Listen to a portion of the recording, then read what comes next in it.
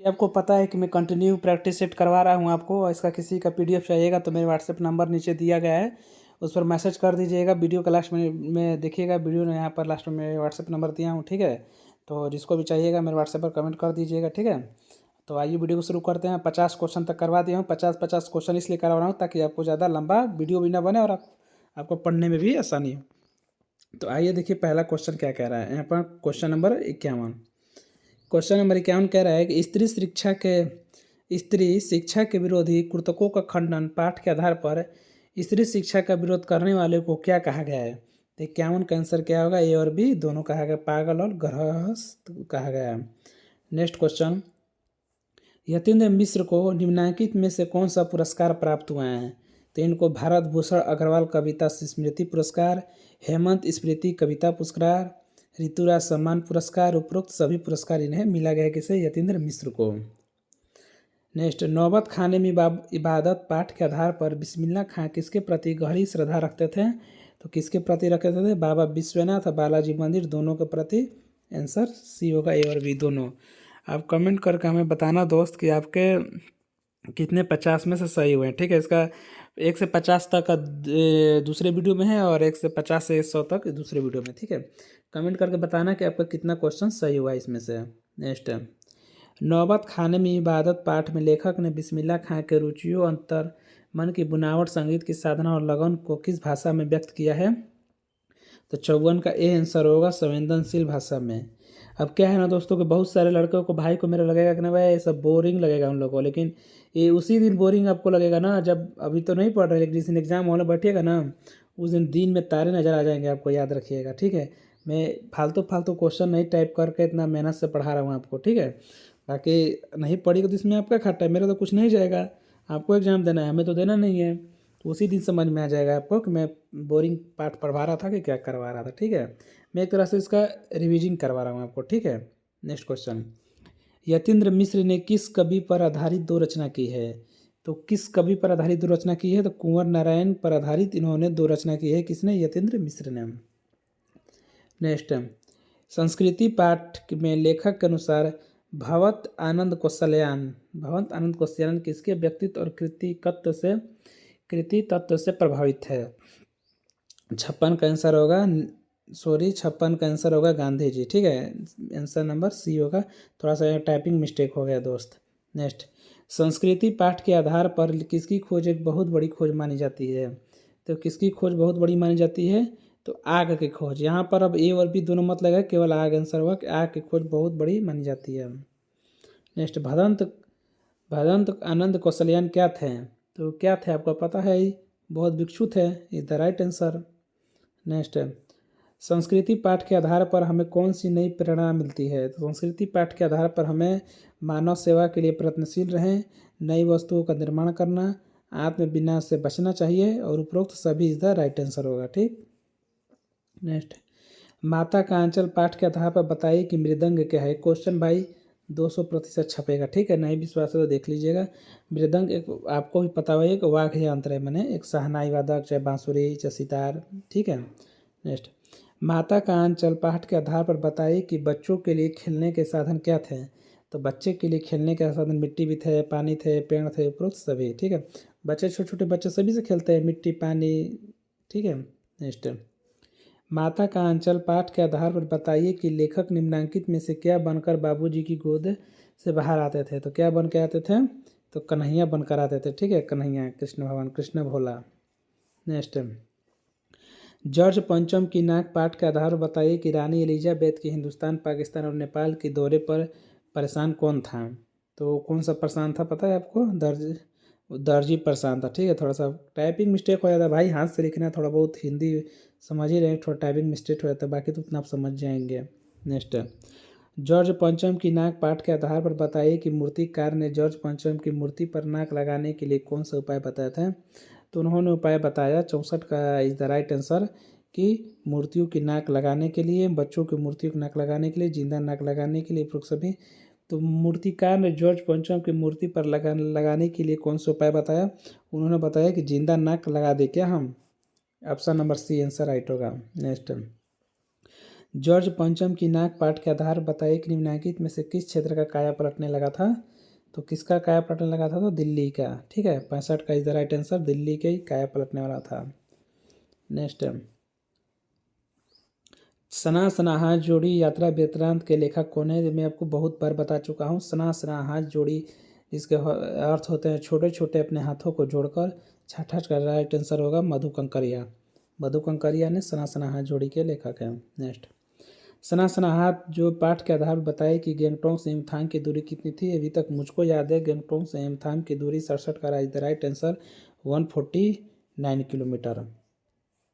सी answer होगा। एक question बहुत आएगा 100%। नेक्स्ट, सना सनाहार जोड़ी पाठ के आधार बताए कि लेखिका की सहयात्री कौन थी। तो लेखिका की सहयात्री मनी भी थी और जितेन और भी दोनों होंगे। 68 का सी आंसर।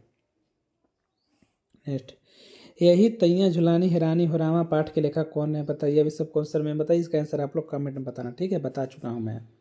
यही तैयां झुलानी हैरानी हो रामा। नेक्स्ट, यहीं तैयां झुलानी हैरानी हो रामा पाठ कर बताए कि खोजवा बाजार से टुन्नू का सार्वजनिक रूप से प्रकट होना कौन सा अवसर था। तो कौन सा अवसर था, तो तीसरा अवसर था। Is the right answer. ठीक है, सी आंसर होगा। नेक्स्ट, पेंसिल के साइज को हल्का सा बड़ा कर लिया जाए।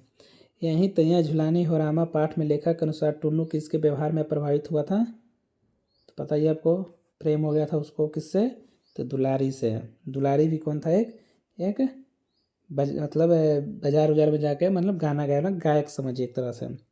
मैं क्यों लिखता हूँ आत्मपरक निबंध के आधार बताए कि लेखक ने किस देश की घटना का उल्लेख किया है।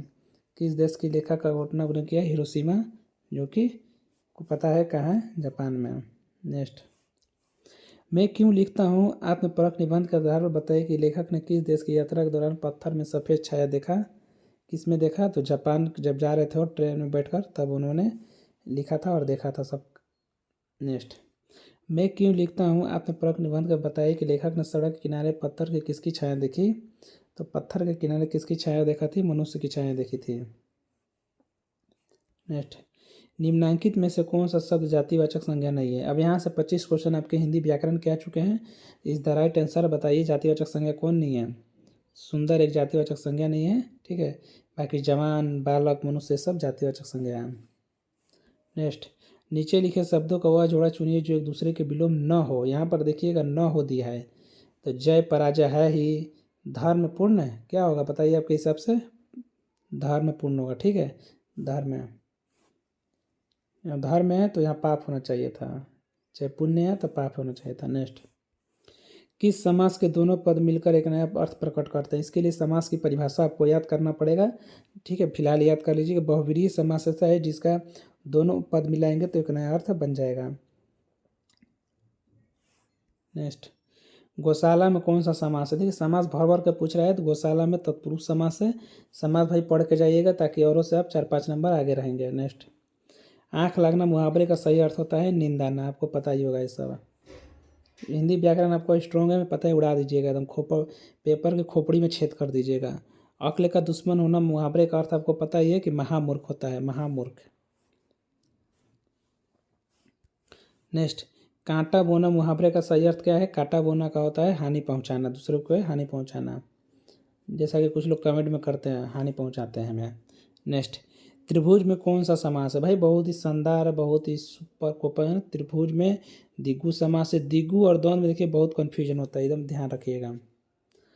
वशक्ति, वशक्ति में कौन सा समास है। वशक्ति में भाई कौन सा समास है, तो वशक्ति में अव्ययी भाव समास है। ठीक है, समास देखिए भर भर के पूछ रहा है। वृक्ष से पत्ते गिरते हैं कौन सा कारक है, लिख लीजिए। 500% क्वेश्चन एग्जाम में छपेगा हु बहु ऑप्शन के साथ। ठीक है, कर्ता ने कर्म को करण से, जिसे मैं कल ही बताया था कि अपादान के और जहाँ अलगाव का अर्थ होता है वहाँ अपादान क्रिया होती है, अपादान कारक होगा इसका आंसर। ठीक है, अपादान 84 का बी। लिखने पढ़ने में कौन सा समास है। देखिए समास भाई दबा के पूछ रहा है, समास पढ़ के जाइएगा। लिखने पढ़ने में कौन सा समास है, द्वंद्व समास। द्वंद्व और दिगु में बहुत ही कन्फ्यूजन होता है, याद रखिएगा। सर्वनाम के कितने भेद है, इसका आंसर आप लोग कमेंट बताइएगा। इसका आंसर नहीं बताया तो ये पढ़ना बेकार है आपका। ठीक है, ऑप्शन देखिए 6, 5, 7, 4। सर्वनाम के कितने भेद होते हैं, सर्वनाम के कितने भेद होते हैं आपको पता ही होगा। नहीं पता है क्या, नहीं पता होगा पर कमेंट बताना। नेक्स्ट, निम्नलिखित में कौन सा शब्द क्रियार्थक शब्द क्रियार्थक संज्ञा के रूप में हम, ठीक है। 87 का आंसर बी होगा, खेलना। कुछ लोग कमेंट बोलेंगे कि हिंदी पढ़ने नहीं आ रहा। अरे भाई क्या हम कहें। नेक्स्ट, दशानन में कौन सा समास है? भाई बहुत ये सब शानदार शानदार क्वेश्चन है। दशानंद, ठीक है, ये सब बहुत शानदार शानदार क्वेश्चन है, याद रखिएगा। 88 का भी आंसर होगा बहुव्रीहि समास है। नेक्स्ट देखिए, हेड मास्टर में कौन सा समास है? समास भर भर के पूछ रहा है, तो 89 का आंसर होगा कर्मधारय है। इसके लिए आपको समास पढ़ना पड़ेगा, ठीक है, पढ़ लीजिएगा। नेक्स्ट, भाववाचक संज्ञा का प्रयोग हमेशा किस वचन में होता है? तो भाववाचक संज्ञा का प्रयोग हमेशा याद रखिएगा एक वचन में होता है। नेक्स्ट, जब प्रथम शब्द संख्यावाची और दूसरा शब्द संज्ञा हो तब कौन सा समास होगा? तब याद रखिएगा तत्पुरुष समास होगा। समास पढ़ना पड़ेगा भाई, इसके लिए आपको दूसरा उपाय नहीं है। नेक्स्ट, साक्षर शब्द का विलोम क्या होगा? साक्षर का आपको पता है कि निरक्षर होगा। नेक्स्ट, एक प्रतिभा संपन्न छात्र का विशेषण इसमें से पूछ रहे कि क्या है, विशेषण क्या है? 93 का आंसर मेधावी। एक प्रतिभा संपन्न छात्र का विशेषण मन प्रतिभा मन का मेधावी छात्र, बहुत तेज है। नेक्स्ट, अंबर वस्त्र का अनेकार्थिक शब्द क्या होगा? अंबर वस्त्र, अंबर बने आकाश, ठीक है। नेक्स्ट, अनौपचारिक पत्र में होता है। अनौपचारिक पत्र में क्या होता है? तो इन पत्रों की भाषा शैली में कोई औपचारिकता नहीं होती। इस तरह के पत्रों में आत्मीयता का भाव होता है। इस द राइट आंसर ए और बी दोनों सी होगा आंसर। नेक्स्ट है, व्यक्ति की ईमानदारी से उसकी अच्छाई झलकती है। काले मोटे लिखे शब्द हैं। इसमें पूछ रहा है कि इसमें संज्ञा पूछ रहा है कि संज्ञा और विशेषण माने क्या है? व्यक्ति की ईमानदारी से उसकी अच्छाई झलकती है, एक बताइएगा। मेरे हिसाब से तो भाववाचक संज्ञा, फिर भी थोड़ा सा कम डाउट लग रहा है, कमेंट करके बताना। नेक्स्ट, अंधा क्या चाहे दो आंखें, लोकोक्ति का अर्थ क्या है? यहाँ पर लोकोक्ति पूछा है, इसका अर्थ होगा इच्छित वस्तु का अनायास ही प्राप्त हो जाना। मान लीजिए कोई अंधा व्यक्ति है, उसके पास अथाह धन दौलत, तो क्या करेगा? जब अंधा है तो कुछ उसको दिखाई नहीं देगा तो। नेक्स्ट, किस कारक में से विभक्ति का प्रयोग साधन के अर्थ में होता है? कर्ता ने कर्म को करण से सी होगा, ठीक है। सेकंड और लास्ट क्वेश्चन, वह पढ़ाई कर चुका वाक्य में कौन सी क्रिया? कर चुका है, याद रखिएगा। यहाँ पर मतलब एक तरह से सेंटेंस पूछ रहे हैं, एक्टिव पैसिव वॉइस लिखा है, जैसे कर चुका है, कौन सा प्रेजेंट काल है, ठीक है, बताइएगा। 99 का राइट आंसर होगा संयुक्त काल। पढ़ाई कर चुका है वो, ठीक है। लास्ट क्वेश्चन, उमा नौकर से दूध मंगवाती है, वाक्य में कौन सी क्रिया है? उमा नौकर से दूध मंगवाती है, यहाँ पर प्रेरणार्थक क्रिया है, जिसे कर्मक क्रिया, सकर्मक क्रिया, प्रेरणार्थक क्रिया सब पढ़ना पड़ेगा। जिसका PDF चाहिएगा, देखिए ये व्हाट्सएप नंबर मेरा ये रहा, 9507 5496 पर मैसेज कीजिएगा। इसका PDF मैं आपको दे दूँगा, या अगर आप फुल सेट मारना होगा फ्री ऑफ कॉस्ट, एकदम फ्री लिख दे रहा हूँ। आप पैसा मत समझिएगा, क्योंकि मैं समझता हूँ कि स्टूडेंट की मजबूरी क्या होती है। एकदम फ्री दूंगा आपको सेट, ठीक है। इसका 1 से 100 क्वेश्चन तक मैं आपको PDF दे दूँगा। आप आराम से आंसर मार के और फिर मैं आपके पास आंसर विदा कर दूंगा, मैं PDF दे दूंगा, तो बिल्कुल 100% बिल्कुल फ्री, तो फ्री, ठीक है। बिल्कुल मत सोचिएगा पैसा लूँगा फिर भी। लेकिन चैनल को जरूर लाइक और सब्सक्राइब कर दीजिएगा मेरे दोस्त, क्योंकि आपके लिए बहुत मेहनत करता हूँ। मिलेंगे फिर नेक्स्ट वीडियो में, तब तक के लिए सभी को जय हिंद।